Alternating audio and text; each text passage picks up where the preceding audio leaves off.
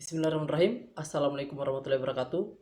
Perkenalkan, nama saya Alman Narapa dengan NIM 1765005. Di sini, saya akan membuat tugas presentasi dari mata kuliah Manajemen Proyek Teknologi Informasi.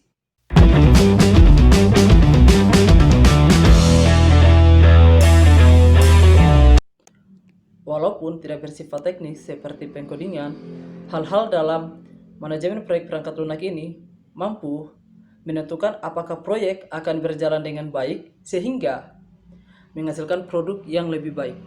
Manajemen proyek perangkat lunak ini mengatur 3 hal penting. Yang pertama adalah personil, yang kedua masalah, dan yang ketiga adalah proses.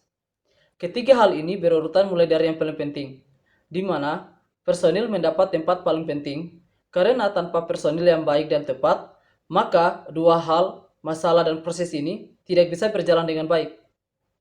Proses pembangunan perangkat lunak melibatkan banyak personil, dan dikategorikan dalam 5 kategori.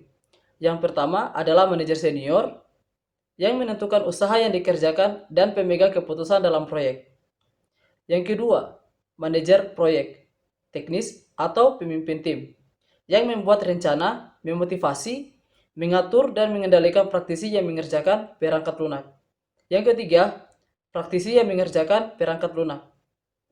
Keempat, klien, yang menentukan kebutuhan perangkat lunak dan pihak lain yang berkaitan dengan hasil produk. Yang terakhir adalah pengguna perangkat lunak, yang berinteraksi langsung dengan perangkat lunak yang dibangun. Yang kedua adalah masalah. Masalah adalah sesuatu yang menghambat tercapainya tujuan. Oleh karena itu, para personil harus mengamati masalah pada awal dimulainya sebuah proyek. Yang ketiga adalah proses. Proses adalah aktivitas mendokumentasi, mengelola, dan secara terus-menerus memperbaiki proses pengembangan sistem atau proyek. Yang menentukan keberhasilan atau kegagalan proyek meliputi 2 hal. Yang pertama adalah keterbatasan lingkup proyek, di mana keterbatasan lingkup proyek ini mencakup 3 hal. Yang pertama, time atau waktu yang dibutuhkan dalam menyelesaikan proyek. Ada beberapa event yang memaksa dalam timeline proyek, yaitu kesempatan, keterbatasan, dan kompetensi. Kedua, cost atau biaya. Semua biaya yang dibutuhkan dalam proyek, semua sumber daya yang dibutuhkan untuk menyelesaikan proyek tergantung pada biaya. Pentingnya manajer proyek di sini adalah melakukan estimasi, setelah itu adalah memonitor semua limitasi ini supaya proyek aman. Ketiga, quality. Semua hal yang dikerjakan dalam proyek harus menghasilkan sistem pada waktu dan dalam budget yang ditentukan, namun tetap dalam kualitas terbaik yang dapat dicapai. Yang kedua adalah fase proyek, di mana fase proyek ini mencakup beberapa hal lagi, yaitu yang pertama persiapan. Persiapan mengenali kebutuhan yang berhubungan dengan proyek untuk menangani masalah-masalah. Kedua, perencanaan. Ketika mendefinisikan rencana yang akan digunakan untuk menyelesaikan tujuan akhir.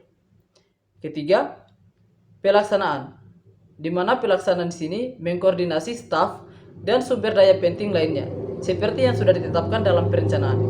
Keempat adalah pengawasan, memonitoring secara konstan terhadap overall progress dalam proyek dan menjaga integritas tujuannya.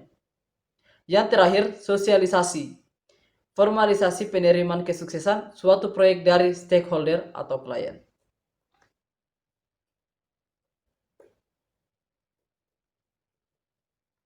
Selanjutnya, proyek dianggap sukses jika sistem yang dihasilkan diterima oleh pelanggan, sistem informasi yang dihasilkan tepat waktu, sistem informasi yang dihasilkan sesuai dengan anggaran, dan yang terakhir, proses pengembangan sistem memiliki impact minimal pada operasi-operasi bisnis yang berkesinambungan.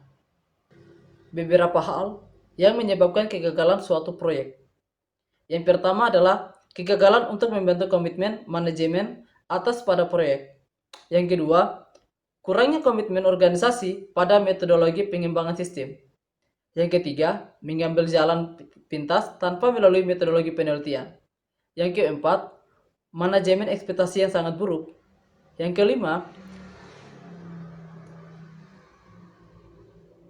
kelima, komitmen dini dalam menetapkan anggaran dan jadwal.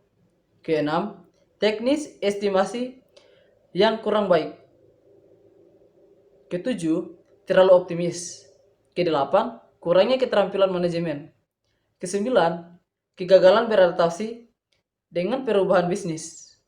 Kesepuluh, sumber daya yang tidak mencukupi. Dan yang terakhir, kegagalan dalam mengelola data. Dan yang terakhir, kegagalan dalam mengelola perencanaan. Itulah tadi sedikit penjelasan dari mata kuliah manajemen proyek IT. Lebih dan kurangnya mohon dimaafkan. Wabillahi taufiq wal hidayah. Wassalamualaikum warahmatullahi wabarakatuh.